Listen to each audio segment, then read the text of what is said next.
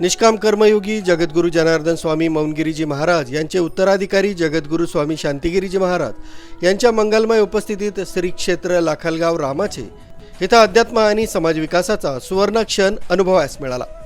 भव्य उपस्थिती आणि मान्यवरांच्या मांदियाळीत विविध लोकोपयोगी प्रकल्पांचं भूमिपूजन तसंच उद्घाटन सोहळा अतिशय उत्साहात पार पडला।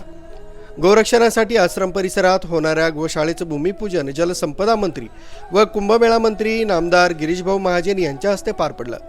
वसतिगृह भूमिपूजन नाशिकचे खासदार राजाभाऊ वाजे यांच्या हस्ते करण्यात आलं। सभामंडप भूमिपूजन सकाळी देवळाली मतदारसंघाच्या आमदार सरोजताई अहिरे यांच्या हस्ते पार पडलं। यावेळी द्वाराचार्य महंत महामंडलेश्वर रामकृष्ण महाराज लहवितकर यांच्यासह वारकरी संप्रदायातील मान्यवर मंडळी यांची प्रमुख उपस्थिती होती।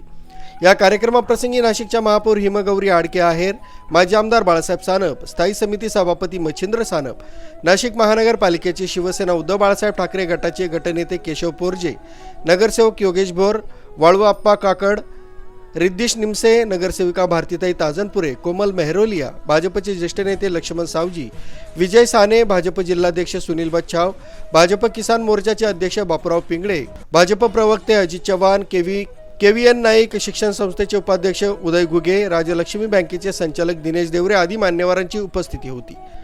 कार्यक्रमापूर्वी लाखलगाव ग्रामस्थांनी जगद्गुरू स्वामी शांतिगिरीजी महाराजांचे जन्मभूमीमध्ये भव्य स्वागत केलं।